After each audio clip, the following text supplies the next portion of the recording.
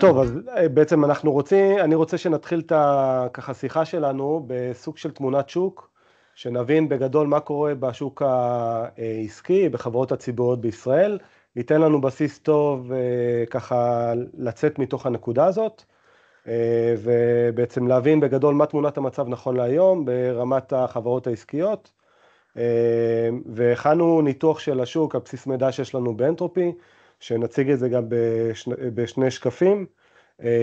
בעצם התמונת מצב היא מה שנקרא מאתגרת, כי בסופו של דבר אנחנו רואים שלדוגמה רק 4% מהחברות הציבוריות, סליחה, מטפלות בנושא של סיכוני אקלים. זה בערך כ-27 חברות, ואפילו אם נלך ונגיד רק שנייה, סיכון אקלים, ESG, הקשר ביניהם וכדומה, אז גם מבין החברות שיש להן מדיניות ESG, רק 36% מהם, כ-21 חברות, יש להם גם מדיניות לניהול סיכוני אקלים. ואם אנחנו לוקחים גם את כל הענפים, אנחנו רואים למעשה שענפי הנדל"ן והתעשייה, שהם ענפים שיש להם סיכונים מהותיים בהקשר של סיכון אקלים, הם ענפים שפחות מטפלים בנושא הזה. אבל מצד שני יש גם תמונת מצב טובה, שלדוגמה הביטוח והבנקים הם כן מטפלים, רואים שיש להם כן מדיניות וכן מצהירים על יעדים בהקשר הזה וכדומה. מצד שני הפיננסים אנחנו רואים שפחות, אז יש פה סוג של תמונה מעורבת. בהקשר של המוסדי, של הגופים המוסדיים, לכולם יש מדיניות ESG, אבל מנגד בבדיקה שאנחנו עשינו, ואנחנו מכירים את השוק טוב, ראינו שאין להם התמחות או מדיניות ספציפית נגזרת של סיכוני אקלים, ולדעתנו זה משהו שכן צריך לתת עליו תשומת לב, ונסביר במהלך השיחה בינינו למה, כי בסופו של דבר הסיכון הזה הוא סיכון הרבה יותר מוחשי, יש לו עוצמה מאוד משמעותית וניגע בזה תכף, ובסופו של דבר זה משהו שכן צריך לתת סוג של זרקור ואליו. ודבר נוסף שחשוב, שאם אנחנו רוצים לקדם את השוק קדימה, לגופים המוסדיים, אלה שמנהלים את הכסף ואלה שנותנים את האשראי, בוודאי ויש תפקיד חשוב בהשפעה שלהם על החברות העסקיות ורמת הטיפול שלהם בנושא של הסיכון הזה. אז ברמת המקרו שאנחנו אומרים, איך אקלים מתבטא במקרו, אז מה זה מקרו? זה יכול להיות אינפלציה, למשל. אם יש בצורות, או אם יש שיטפונות, אז אנחנו נקבל פתאום עליית מחירים מאוד גבוהה. ראינו את זה במלחמת רוסיה-אוקראינה, המחירים עלו, כתוצאה מעליית מחירים, הריביות עלו, משקים נכנסים למיתון, אז זה מקרו, מקרו זה מחירים, מקרו זה ריביות, מקרו זה תשואות של אגרות חוב שמשתנות בעקבות דברים שקורים, מקרו זה צמיחה, מקרו זה שוק העבודה, אקלים מאוד מאוד משפיע על שוק העבודה. אנחנו תכף נדבר על זה. כן, יכול ליצור גלי פיטורים, יכול ליצור אבטלות מאוד גדולות. בכלל גם השפעה על כל שרשרת ההספקה, שזה בעצם מביא לפגיעה נגזרת בהרבה מאוד היבטים ונושאים בעצם, בתחומים. כן, בהחלט, שרשרת ההספקה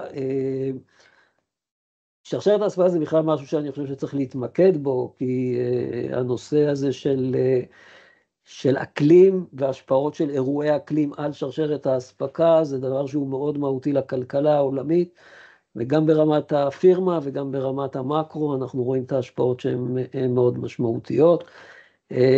אבל שנייה נעצור פה וניתן איזושהי מסגרת לסיכונים, ואז נדבר על ההשפעה של האקלים, ואז נקפוץ שנינו ונדבר גם על שרשרת הספקה וגם על נושא של משאב אנושי, ונתקדם הלאה. אז בממש משפט או כמה משפטים נדבר שנייה על סיכוני אקלים, על מה מדובר בגדול, ואחר כך גם יש לנו סוג של מחקרים שאנחנו מראים גם על העוצמה של הסיכונים האלה.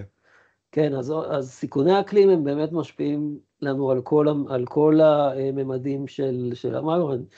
אני סתם נזכר בנושא של השפעה למשל על חוב ציבורי ברמת המקרו. סיכוני האקלים מביאים להוצאות יותר גדולות של ממשלות, וזה מביא להגדלה של החוב הציבורי. שימו לב מה קרה בשני העשורים האחרונים מבחינת חוב ציבורי, ואיך זה משפיע. זה משפיע גם באופן ישיר על חברות, כי ברגע שלממשלות יש פחות כסף, הן עוצרות הסכמים, הן עוצרות התקשרויות עם חברות עסקיות, ויש לזה המון השפעות. ראינו את זה במשבר החוב האירופי, ראינו את זה באירועים אחרים. כן. אז אני חושב שההשפעות הן אדירות, ומבחינה כלכלית, מבחינת העוצמה הכלכלית, יש הרבה הערכות לגבי למעשה מה תהיה ההשפעה של משבר בתחום האקלים אנחנו מודדים את זה במונחים של תוצר, השפעה על התוצר, יש הערכות מ2% עד להערכות שמגיעות גם ל10 ול15%.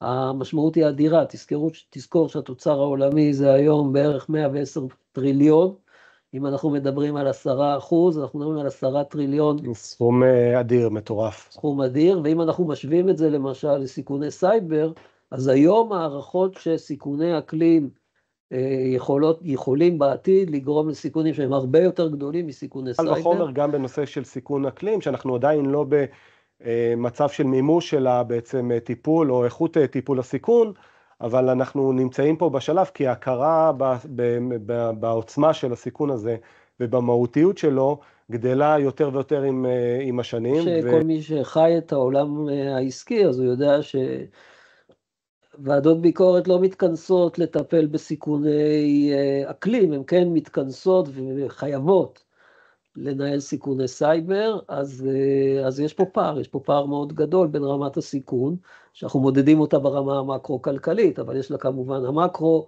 זה בעצם חיבור של כל החברות במשק. כן, אז אני חושב ששרשראות אספקה, ראינו את העוצמה של השיבושים שזה יכול לגרום, ראינו את זה בקורונה. ואני חושב שסיכוני אקלים, אני הייתי קורא לזה קורונה גרסה 2. כי... נחזור שוב פעם לעולם הכאוטי הזה, זה מה שאתה אומר?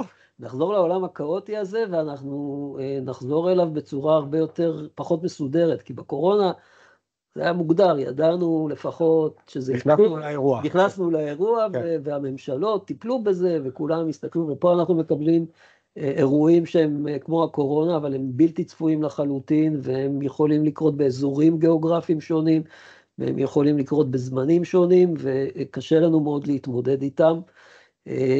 אני מזכיר לכם למשל את הנושא של התחבורה. כן. אני רוצה לדבר איתך על תחבורה רגע, כן. ועל שינוע. אז שיבושי אקלים או סיכוני אקלים מתבטאים בשדות תעופה, מתבטאים בנמלים, בהפסקת פעילות של נמלים, שינוע יבשתי שנעצר. זאת אומרת, כל הדברים האלה נעצרים.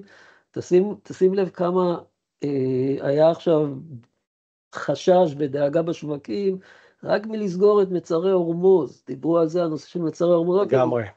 דיברו, אנחנו נסגור אותם לתקופה, מה יקרה, ומחירי הנפט יעלו ל$200 לחבית.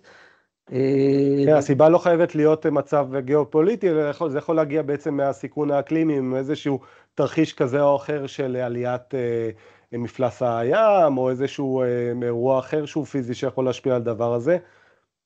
טריוויאלי לחלוטין. בהחלט. מקווה שלא, אבל זה יכול להיות. אני רוצה לתת לך דוגמה, למשל, באירופה היה, בגרמניה היה לפני שנתיים, הריין, ירד המפלס, התייבש. זה עצר את כל התעשייה הכבדה בגרמניה ובהולנד, כי כל ההספקה של החומרים, של החומרי גלם לתעשייה הכבדה, הייתה דרך הנהר. איך מטפלים בסיכונים כאלה? אני חושב שגם ברמת הסתכלות מקרו. גם ברמת המקרו וגם ברמת החברות, אנחנו קודם כל צריכים למפות את הסיכונים. דבר ראשון, אנחנו צריכים למפות את הסיכונים, גם ברמת המקרו, ואני חושב שהכל נכון גם ברמת החברה הבודדת, קודם כל למפות סיכונים. אוקיי. אחרי זה לעשות הערכה כמותית של הסיכונים. אנחנו צריכים לראות קודם כל מה ההסתברות, מה הסיכוי שהאירועים האלה יקרו, ואז לתת איזושהי הערכה של הנזק שהם יקרו, אם הם יקרו, לפעמים אירועים הם הסתברות קטנה שהם יקרו, אבל אם הם יקרו, הנזק יהיה מאוד גדול. אז אנחנו צריכים למפות, אנחנו צריכים לתת הערכת סיכונים, ואנחנו צריכים לתת חלופות, אנחנו צריכים לבנות מערכת של חלופות, שמבוססת בעצם על הניתוח שלנו של הסיכונים. אז אני אגיד רק במשפט, שגם אני אגע בזה בהמשך, אבל כי זה גם נכון גם לניהול השקעות, מה שאתה אומר בעצם, אבל חברות שבעצם מבצעות תהליך של ניהול סיכונים, ובעצם מעמידות, סתם לדוגמה, חלופות מסוימות. תן כמה דוגמאות איזה תהליכים אפשר לעשות, כדי אולי לא לנטרל לגמרי את הסיכון, כי אי אפשר, אבל להפחית את עוצמת הנזק, במקרה שיש בעצם הסיכון שהוא בעצם מתממש. איך מפחיתים את הנזק? איזה צעדים אפשר לעשות? אז אני חושב שלמשל, בניית חלופות לשינוע, זה דבר שהוא יכול, אני צריך לבנות לעצמי חלופות עם סוג מסוים של חומרי גלם שאני לא מקבל. אז אני צריך לדאוג למדיניות מלאים אחרת, כדי שיהיה לי למשל מלאים, אם תקופה מסוימת אני לא אקבל את החומרי גלם שאני צריך. אני יכול להתקשר עם מספר ספקים כדי לדאוג שאני אקבל את הדברים בזמן. זאת אומרת, אנחנו צריכים כל הזמן לבנות חלופות כדי שאנחנו נוכל להתמודד עם אירועים כאלה. בעצם זה המשכיות עסקית. גם המדינה היום מתייחסת לסיכוני אקלים כמשהו שהוא כמו טילים מאיראן, זאת אומרת, זה לא משהו שמתכוננים אליו, ומה שיהיה, אז צריך לבנות את זה בצורה מסודרת, צריך למפות את הסיכונים בצורה מסודרת, וצריך להתמודד עם זה אחר כך בצורה הרבה יותר מובנית. בוא נדבר על שוק העבודה, דיברנו על המשאב האנושי ושוק העבודה. כן, סיכוני אקלים הולכים לעשות שינוי מאוד גדול בשוקי העבודה, גם ברמת המקרו, שוב פעם אנחנו חוזרים לרמת המקרו, אז קודם כל יכולים להיות תקופות שאנשים לא יעבדו, פיטורים גדולים של מפעלים שפשוט מפסיקים לעבוד בגלל אירועי אקלים משמעותיים. זה יכול ליצור ברמת המקרו אבטלה גדולה, זה יכול ליצור גם שינויים מבניים בשוק העבודה, מקצועות מסוימים שפחות יהיה ביקוש להם, מקצועות מסוימים שיהיה יותר ביקוש להם, כתוצאה משינויי האקלים. ברמת העובד יש ענפים מסוימים שהם מאוד חשופים, כן. לנושא של סיכוני אקלים מבחינת עובדים, זה יכול להביא להיעדרויות מאוד גדולות בעבודה, וחברות צריכות ללמוד להתמודד. אם יש ענפים שהם פחות חשופים, ואז אפשר באמת לעשות את זה דרך עבודה מהבית, אבל יש ענפים שזה... אמרנו סוג של קורונה, עבודה היברידית, אז אותם פתרונות כאלה יכולים גם במקרה של סיכון. נכון, ויש...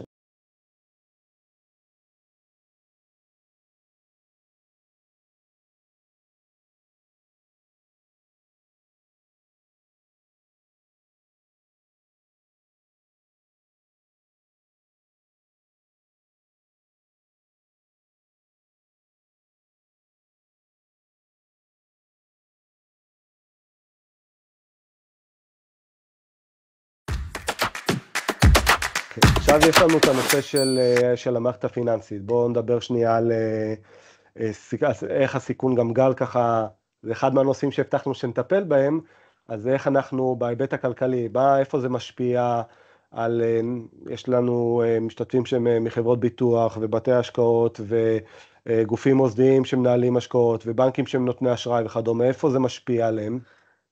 אז קודם כל זה משפיע ברמה של החברה עצמה, ברמה הישירה.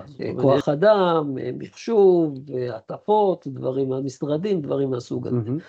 מעבר לזה, חברות בתחום הפיננסים חשופות גם בנגזרת השנייה. זאת אומרת, הן נותנות אשראי. אם החברות שהן נותנות להן אשראי לא ממפות את הסיכונים בצורה יעילה ונכונה, אז אין מושג לנותן האשראי, האם הוא, לאיזה כיוון, כמה הוא חשוף למעשה. סיכון של נכס הבסיס גדל, ואז זה משפיע לך כמובן על הסיכון של האשראי. של האשראי, וגם מבחינת נכסים, אם אני מחזיק נכסים בתיקים שלי, בתיקי הנוסטרו שלי וכדומה, אני חשוף לשינויים בערך הנכסים כתוצאה משינויי האקלים, וכתוצאה מזה אני יכול לספוג הפסדים מאוד גדולים. כן. וזה דבר שבגלל שהוא נגזרת שנייה, לרוב פחות מתמקדים בו. בהתחלה, אני חושב שמאוד חשוב, הן קצת יותר מודעות לנושא הזה, אבל חברות, גופים שמשקיעים, אז הם פחות... הראיתי שהפיננסים פחות, אתה צודק. ובעצם דיברת בגדול על סוג של השקעה שהיא מה שנקרא climate proving בעצם, ואני אדבר גם על ההיבט הזה בהקשר של ניהול השקעות, שבעצם היכולת להבין את ההשקעה ואת החוסן שלה היא בין היתר גם לבחון את הדבר הזה, וגם העובדה שלדעתנו שגופים מוסדיים יותר ויותר ייתו להשקעות, לסוג ההשקעות האלה, כי מצד אחד זה השקעה שהיא מייצרת, היא תייצר תשואה, מצד שני החוסן שלה, החוסן יהיה הרבה יותר גבוה, כי בסופו של דבר זה השקעה שהיא הופכת להיות יותר בטוחה. אז אני חושב שברמת המדיניות, גם לגופים מוסדיים וגופים שהם נותני אשראי, אם יש להם מדיניות ESG, אני כן חושב בגלל העוצמה והמהותיות של הסיכון הזה, שכן צריך לתת דגש על הסיכון הזה ספציפי. עכשיו, יש עוד משהו שקשור, בעצם מתקשר לקשר בין ESG וסיכוני אקלים, שלטעמי צריך גם עליו לתת את הדגש, ובעצם לייצר גם איזושהי הבנה. ESG כולל בתוכו ערב רב של נושאים, שחלקם יכולים להיות גם ערכיים יותר, וכמותיים יותר, ויש מאפיינים שונים. העניין של סיכוני אקלים הוא כזה, שהוא בוודאי, גם דיברנו על זה, הוא בוודאי בעצם מאוד מאוד מוחשי. אתה יכול להבין מה הם הסיכונים האלה, אתה צריך להבין מה הסיכונים האלה, וגם אתה יכול לכמת את הנזק של זה, בשונה אולי מנושאים אחרים של ESG, שכמו שאמרתי, הם קצת יותר ערכיים ויותר רכים. ניהול סיכונים ברמת התיק, מה שנקרא לעשות סוג של טופ דאון, להבין את התיק עצמו, את המאפיינים שלו, בין אם מאפיינים ענפיים, ובין אם מאפיינים גיאוגרפיים, ואז למפות את הסיכונים ולהבין מהם הסיכונים המרכזיים לכל ענף וענף. כמו שדיברנו, הבסיס המאפיינים. למה זה חשוב? זה חשוב לייצר תמונה, ומצד שני גם זה חשוב להבין מהם הסיכונים המרכזיים לכל ענף, כדי שלא לפספס אותם בתהליך של ניהול ההשקעות וחיי ההשקעה בעצם. בעצם אם אתה מבצע בדיקה של חברה, ואתה בודק את הסיכונים שלה, אז אם אתה יודע ברמה ענפית בגדול מה משפיע על הענף, אתה לא תפספס את זה במהלך בעצם הבחינה וניהול ההשקעה שלה. דבר שני, הייתי בודק את ההחזקות המהותיות, ופה אני גם אתחבר למה שגל אמר.